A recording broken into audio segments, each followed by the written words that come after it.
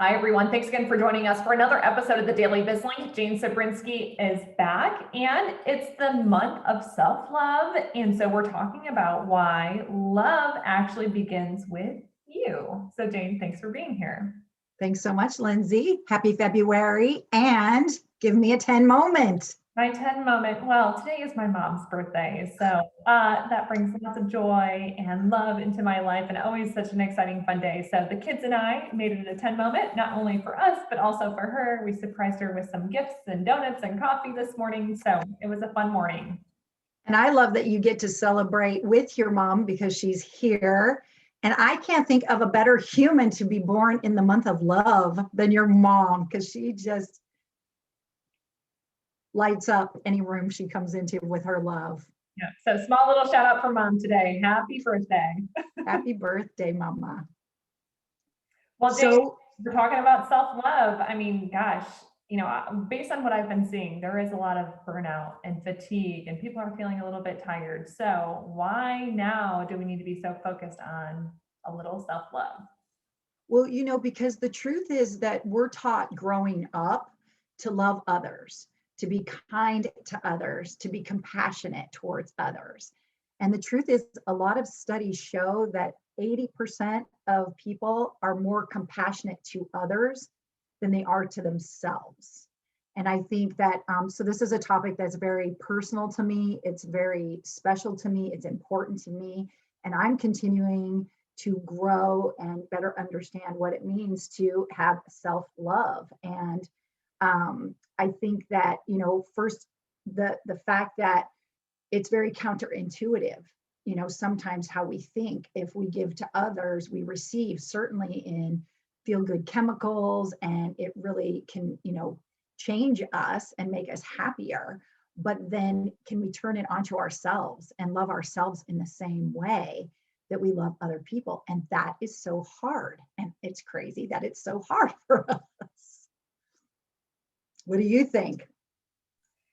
No, I am probably the worst at this because I would always put other individuals ahead of my own personal needs. And then at the end of the day, I'd feel so exhausted. I wouldn't take care of myself. And I'd be like, well, shoot, I'm going to help other people, but I didn't get anything else done for me today. So I was reflecting on some of the work that you and I did exactly on this topic. And I remember so well a time when you were like, I really need to take care of myself. This is what I need right now. And I feel bad sharing this with my girlfriends because we're going away together. And I remember when you did it and you really honored yourself, they were like, totally cool, totally fine. And you were like, I did it. I did it. Yeah, I think sometimes we just put this pressure on ourselves. But when we verbalize, you know what, this is really what I need, other people, they really don't care. Like they're totally on board and they want the best thing for you too. So when you actually speak up and share what you need in order to take care of yourself, you may surprise yourself that a lot more people are very supportive with that. Well, the thing is oftentimes we think of self-love as selfish, and it's really self-preservation. It's so important for us to be kind and be good to ourselves so that we can show up and be better for other people. And then when we are loving ourselves and we're taking good care of ourselves, we mirror that back. Like it gets reflected back in the people that we are with. And so it's just such an important thing. But I think for a lot of people, we don't even realize when we do it.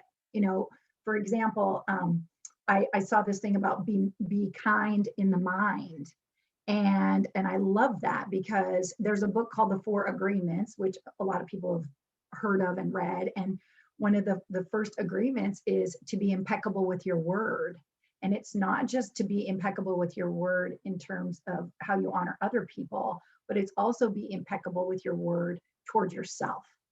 And I think that's where we can be really cruel to ourselves, calling ourselves a lot of names, which I'm not going to do in this call, but we know we do it in our heads. We play it out in our heads.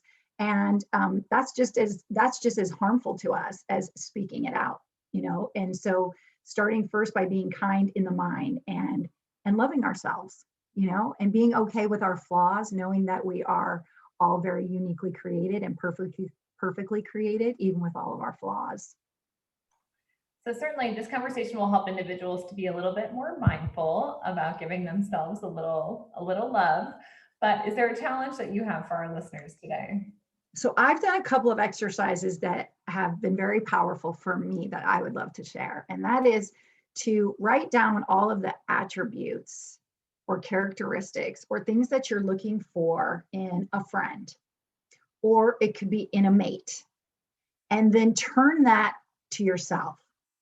So if you're looking for someone, let's say that is, you know, is very honest and trustworthy, then ask yourself, like, how do I show to myself first honesty and trustworthiness? Like, how do I care for myself in that way?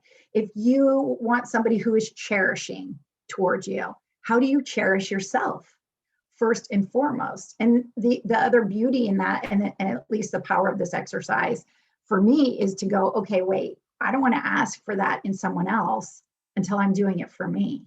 And then it becomes easier to also do it for other people. But, if I want someone to cherish me, like, and I'm not cherishing myself first, wait a minute, that's a little bass backwards. And that keeps us from looking to the outside to feel good about ourselves.